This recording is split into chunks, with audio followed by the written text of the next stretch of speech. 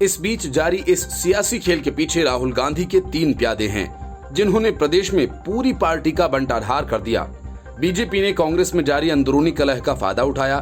प्रधानमंत्री नरेंद्र मोदी और गृह मंत्री अमित शाह के गृह राज्य में कोरोना वायरस संक्रमण की गंभीर स्थिति के बीच भगवा मॉडल सरकार पर उठने वाली उंगलियों के फोकस शिफ्ट करने में मदद मिल गई। इसके साथ ही नवंबर में होने वाले आगामी निकाय चुनावों से पहले राज्यसभा चुनावों का इस्तेमाल भी करने का मौका मिल गया।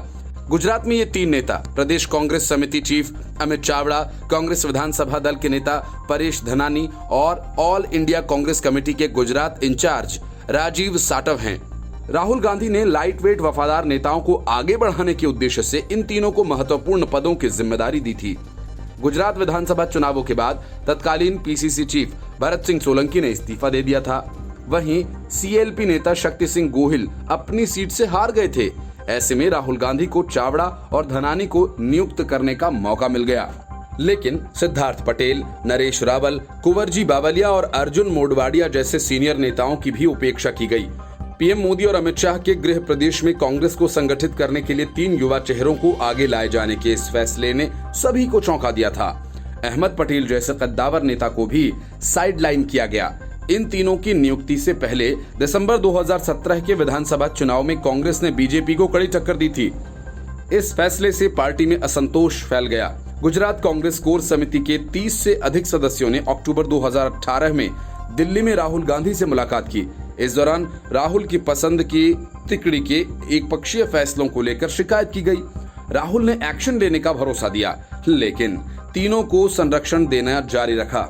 लोकसभा चुनाव में कई लोगों की नापसंद के बावजूद उम्मीदवारों को मैदान में उतारा गया। लोकसभा चुनावों के दौरान ही पार्टी की अंदरूनी कलह खुलकर सामने आ गई थी। राहुल की इस तिकड़ी में ही आपसी फूट उस समय नजर आई जब पीसीसी और सीएलपी चीफ ने एक दूसरे के खिलाफ मोर्चा खोल दिया था।